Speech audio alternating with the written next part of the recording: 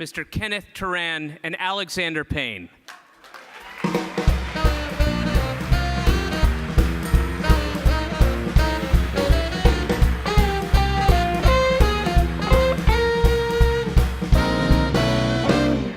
Thank you. Thank you. Well, as you know, I am not now, nor have I ever been a director. So I've never had the pleasure of having Richard Marx edit my film.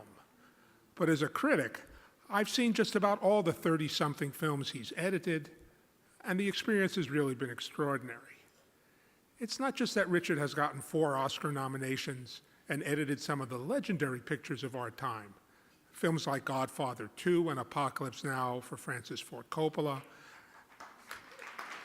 Definitely. And terms of endearment and broadcast news for Jim Brooks.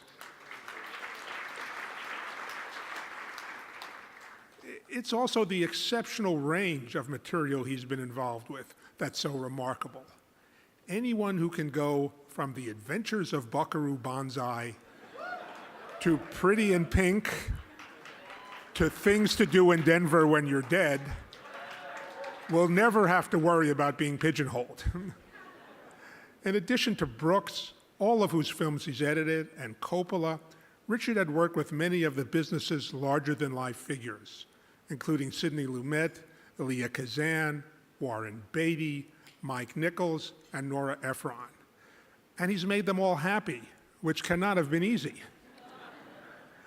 How do you go from early days running film cans around Manhattan to a career like that and a Lifetime Achievement Award in Beverly Hills?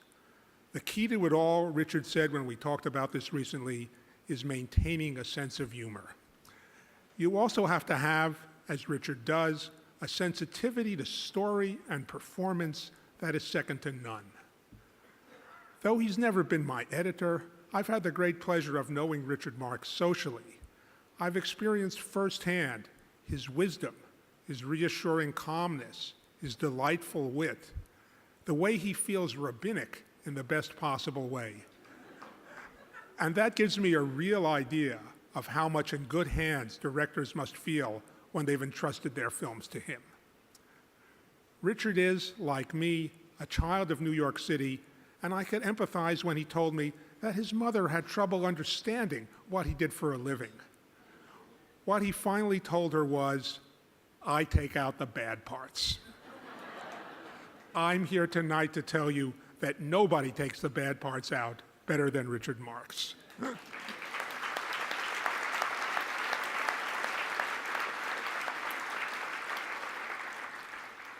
Now I'm going to turn things over to someone who has had more hands-on experience with Richard, Alexander Payne.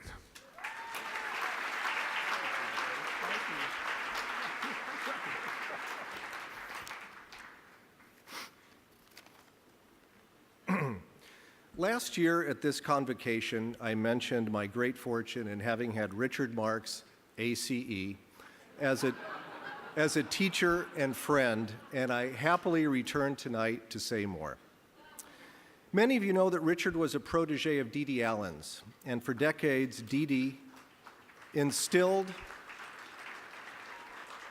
in her many proteges a strong sense that filmmaking expertise is to be passed down personally from generation to generation.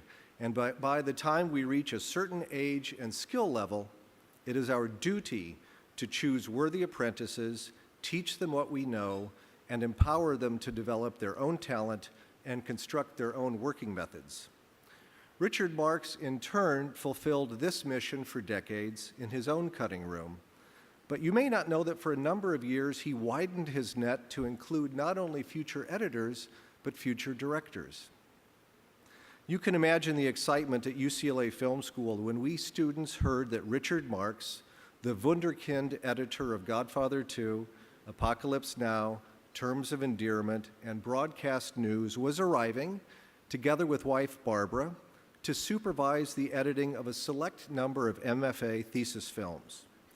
Those of us lucky enough to be in that first class learned more about filmmaking, not simply film editing, than we had in our previous many years in school, since, as you all know, Problems in the cutting room lead directly to the diagnosis of disease in script, casting, direction of actors, and coverage, the building blocks of film.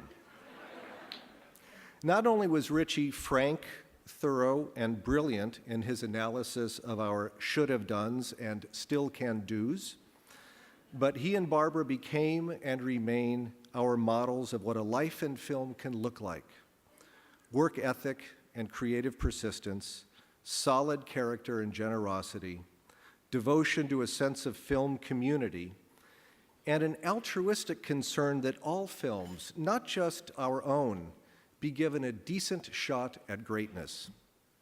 Richard and Barbara have continued to advise me on my films, and lucky me, they keep their knives very sharp. I never could have imagined that 25 years after that class, I would be 24. Let's not rush things. I would be helping to introduce Richie at his ACE Lifetime Achievement. It's ironic that I'm doing so now, since precisely this quarter at UCLA, I have begun teaching a version of that very same class that Richard and Barbara pioneered. I say a version because I can never fill their shoes, but nevertheless, now in my early 50s, I wish to honor Richie's example and try to give to others some version of what he has given to me, and Dee Dee Allen to him, and so on back for generations in that laboratory of film, the cutting room. You don't talk to Richard Marx, you listen to him. The man has enlarged my mind. He is a poet warrior in the classic sense. I mean, sometimes you say hello to him and he'll just walk right by you and won't even notice you. And then suddenly he'll grab you and throw you in the corner and say, "Do you know that it is the middle word of editing?" As an editor, can you keep your head when all about you men are losing theirs and blaming it on you? Can you trust yourself when all men doubt you? I am a little man. He is a great man. He can be terrible, and he can be mean, and he can be right. And what are they going to say about Richard Marx, ACE? Are they going to say he was a kind man? He was a wise man? He had plans? He had wisdom? Am I the one that's going to set him straight? Look at me. Wrong. All I can do is offer some glimpses at the life's work of a truly brilliant and truly great American filmmaker, Richard Marx.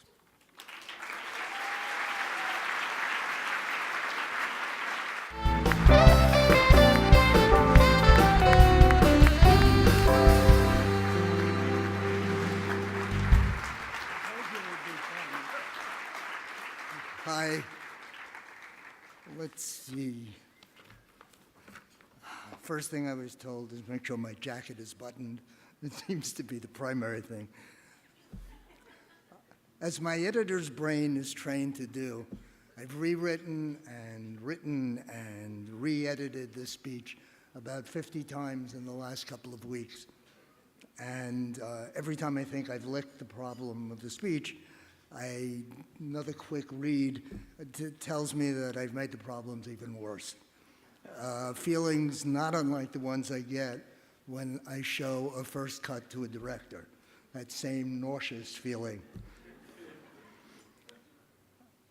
So in the spirit of a film never being finished, only abandoned, here is my most recent attempt at putting this speech to bed without putting you to sleep. A very heartfelt thank you to the board of directors and the members of ACE, and for Alan Heim not telling me that there was a teleprompter I could have used. It's wonderful to be able to share this evening with Larry Silk and Steven Spielberg and all of this year's winners and nominees. And I want to thank Alexander and Kenneth for being here tonight to introduce me and for saying some pretty wonderful things that have even touched my hardened heart. Please welcome from Happy Endings, Eliza Cooper. Something. Am I back? Yes, thank you. My journey to this evening began almost 50 years ago when, as a fresh out of college English lit major, I realized that I had no idea what I wanted to do with my life. One of the few things I knew for sure was that I loved sitting in a darkened theater, losing myself in the movies. The idea of actually working in film seemed very exciting. Film editing, of which I knew little at that time, just as Larry had mentioned, film editing was something that presented itself to me as a possible entree into this new world, and I began to learn more about editing, and as I learned more about editing, my interests in it grew. I began to see what a good fit it might be for me. It didn't happen overnight, and I'll spare you the Horatio Alger story, but I worked very hard, really hard. And I was lucky. Boy, was I ever lucky. I seemed to be in the right place at the right time. American films were reaching out past the confines of the 1950s, and the old studio system was on the decline. It was a culturally volatile time in which young filmmakers were taking chances on hiring new faces, and this created opportunities for young wannabe editors like myself. It's not as long as it seems. And there were many people who helped me along the way, people whose kindness and generosity of time and spirit made each day an exciting learning experience. There was Barry Malkin, an editor who took me on as his assistant and introduced me to the world of feature films. There was Barbara, a young film editor who would later become my wife. She gave me her advice, her support, her nonstop encouragement, and her love. When I began to edit, Barbara would patiently listen to my nightly rants, and those were accounts of the dailies and performance and the coverage and what the possible ways were to put together two shots. I don't know what I would have done if she weren't an editor and didn't understand. And then there was Dee Dee, the extraordinary Dee Dee Allen, to whom I will be eternally, eternally grateful. Dee Dee was an editor, a teacher, a mentor, and my friend. She loved to talk to her assistants as she worked, to explain and to teach and to include them in the process. It was because of her generosity to me and to so many others that I made a promise to myself to try and give back something of what I had received from her. And I hope that I have. I've tried to treat my assistants the very same way she treated me. And years later, when I was offered a different kind of chance to give back. Barbara and I were asked to co-teach a film editing course for thesis students at the UCLA Graduate Film School. It was a challenge that forced us to examine not only what we did, but to find a way to articulate how and why we did it. Teaching was an exciting, renewing experience. Initially meant to be for 10 weeks, we wound up with a tenure there of almost 12 years.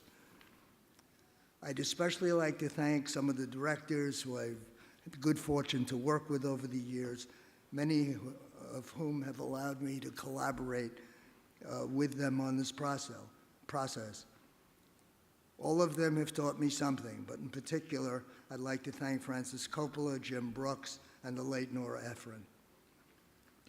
I want to thank our former students, a few of whom are here this evening. I want to thank the people who've worked for me and who've put up with me these past years. To those of you who are here tonight, let me say that I really am pleased I haven't driven you out of the film business.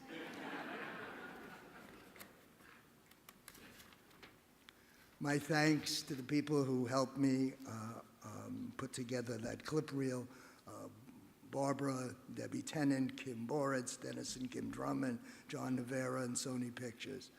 And last but not least, I'd like to dedicate this award to an old friend and sometimes co-editor, the late George Bowers. Thank you.